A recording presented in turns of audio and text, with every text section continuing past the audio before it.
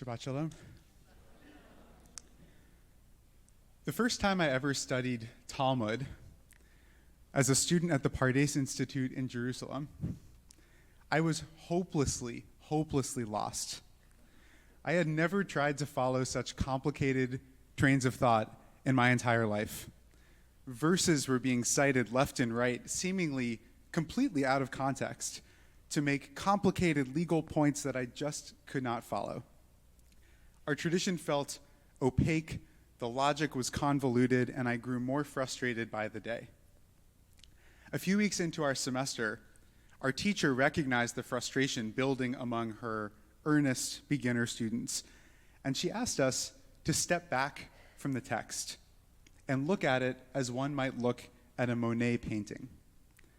She explained how nestled among all of the details of the arguments were the names of rabbis from many different generations, put into conversation with each other, each lifting up many different perspectives simultaneously, and treating the question of what God really wants from us with extraordinary attention and detail and care and love.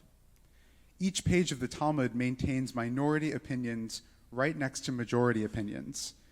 Each page preserves the names of rabbis who are not widely known today, but who had something important to say in their time, and so they went on the page.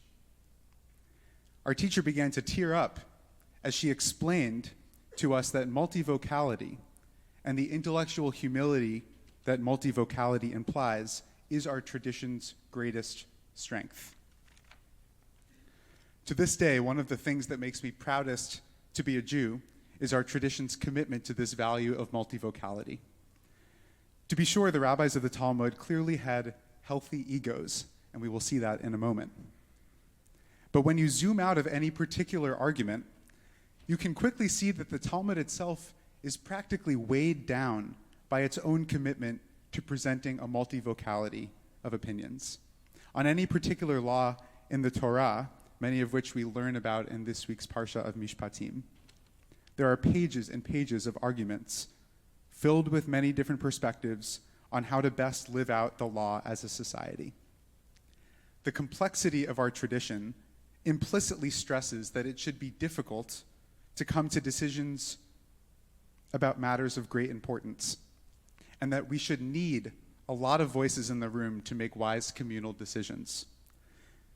Tractate Rosh Hashanah offers us a stunning image that gets really right to the core of this truth. We're told that 50 gates of wisdom, 50 sha'arei binah, were created during the creation of the world. But only 49 were revealed to Moshe at Sinai. And therefore, no individual human, not even Moshe himself, could ever claim to attain absolute truth. There is always some amount of knowledge beyond our grasp. And from this place of humility emerges a Jewish approach to jurisprudence, namely that the majority, in most cases, rules. In most areas of ritual and financial Jewish law, decisions are reached by a consensus of an informed majority, typically a court with an odd number of judges. And the Shulchan Aruch, arguably the most important sort of modern code of Jewish law, is itself a majority-based synthesis of earlier legal works. So our way of Jewish life is largely the result of generations of decisions by majorities. It's the way that we translate multivocality into a livable system of laws. This issue of majority rule lies at the heart of one of the Talmud's most well-known stories about jurisprudence, the story of the Oven of Akhnai, which hinges on a verse in our Parsha. At the beginning of the story, a new kind of oven is brought to the Sanhedrin, the ancient rabbinic court in the land of Israel. And the court is asked to decide whether the oven is or is not capable of contracting ritual impurity. Of the 71 members on the court, 70 agree that it is capable of becoming impure and is therefore a problematic oven, while Rabbi Eliezer is the lone voice who deems it incapable of becoming ritually impure. the details of the case are not as important as what happens next. A dramatic argument ensues between Rabbi Eliezer and the rest of the court. And at the climax of their disagreement, Rabbi Eliezer says, "If the halacha is in accordance with me, heaven will prove it." And at that point, a heavenly voice, a bat kol, emerged and said to the rabbis, "What do you have against Rabbi Eliezer?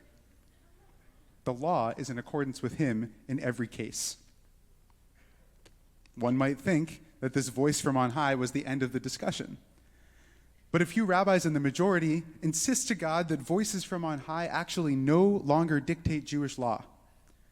Rabbi Yehoshua stands up and proclaims back to God, "Lo bashamayim hi," it is not in heaven, quoting the famous verse from Deuteronomy to insist that after giving the Torah at Mount Sinai, the power to make decisions about how life should be lived was transferred from God to the people.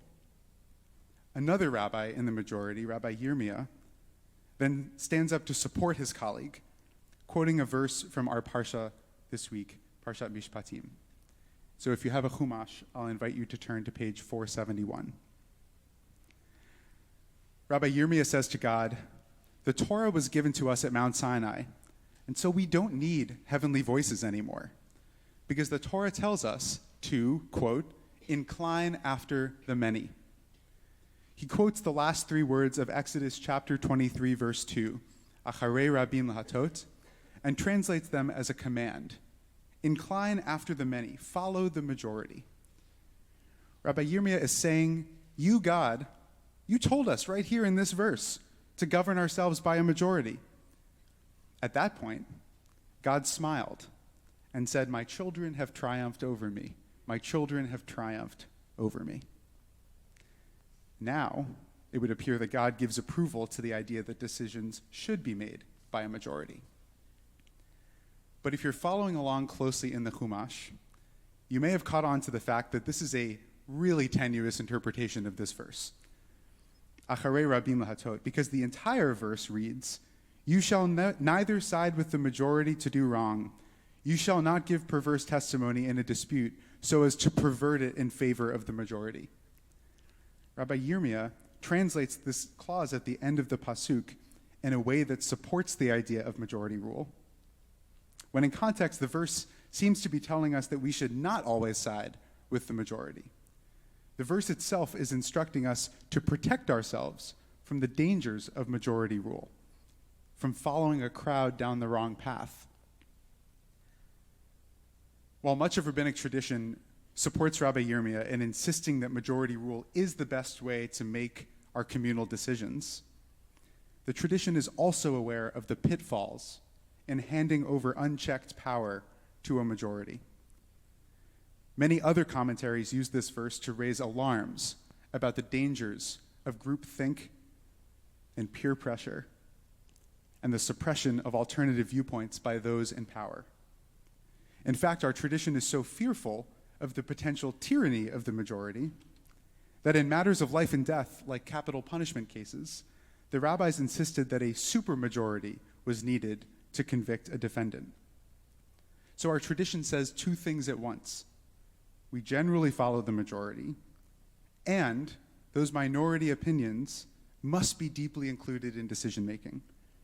Slim majorities are not to be taken as unequivocal mandates in the cases that matter the most, because none of us, individually or collectively, have access to that 50th gate of wisdom. The Torah is no longer in heaven, and it's up to us to make decisions about how we govern society. But a mere general consensus, especially when matters of great importance are on the line, should not always be considered infallible. I imagine that many of us can relate to the complex, loving, fearing relationship that our tradition has with this idea of making decisions by a majority. No matter where we fall on the political spectrum, we've likely all experienced the frustration of feeling on the outside, yearning for our voice to be heard while a majority, whether the United States Congress or a PTA meeting, makes a decision that we view as unjust or harmful. Being on the outside can be painful uncomfortable, disempowering, and in some cases, it can be terrifying. And when we find ourselves on the outside of the majority, it's natural to question whether this method of decision-making is really the best we can do. That feeling is reflected by Rabbi Eliezer at the end of the story of the Oven of Akhnai. Because after the dust of their tremendous fight settles down, not only did he find himself on the losing side of the argument, the Sanhedrin exiled him from the Beit Midrash as a result of his insistence that the court hear his voice. And the Talmud tells us that he was so angry about being banished from the place where decisions were being made that, quote, his eyes shed tears, and as a result, the whole world was afflicted. There was a great anger on that day, and any place where Rabbi Eliezer fixed his gaze was burned. Most of us know Rabbi Eliezer's anger well. It can be excruciating to hold a position that is contrary to the one held by those in power, especially when you think that they have acted unjustly, especially when they use their power to take away your rights, and especially if you end up barred from the decision-making process entirely, like Rabbi Eliezer at the end of the story, kicked out of the proverbial Beit Midrash and forced to suffer in silence with no clear path back into the conversation. Even while there is tremendous value in upholding a legal system that inclines after the many, there can be tremendous pain in being part of that system as well. This Shabbat is Repro Shabbat, when we as a Jewish community affirm the Jewish values of reproductive freedom. But we do so while increasingly restrictive abortion laws are passed in our country, in state after state, and many of us feel like all we can do is look on in horror from the minority. It's bleak.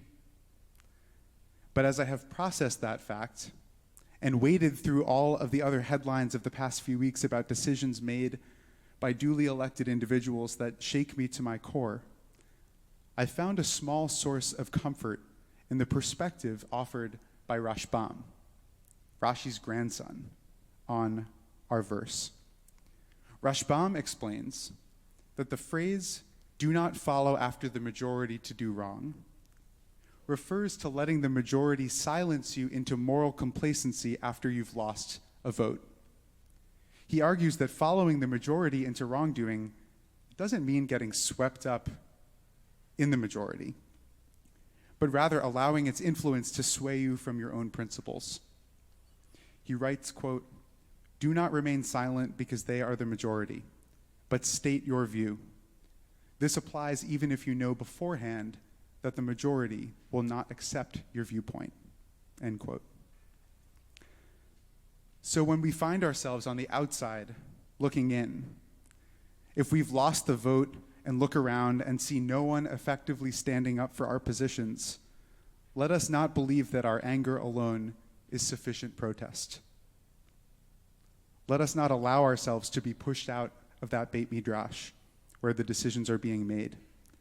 Instead, let us search for the strength to say what needs to be said, to shout what needs to be shouted, to cry what needs to be cried, and take our rightful and responsible place in the conversation.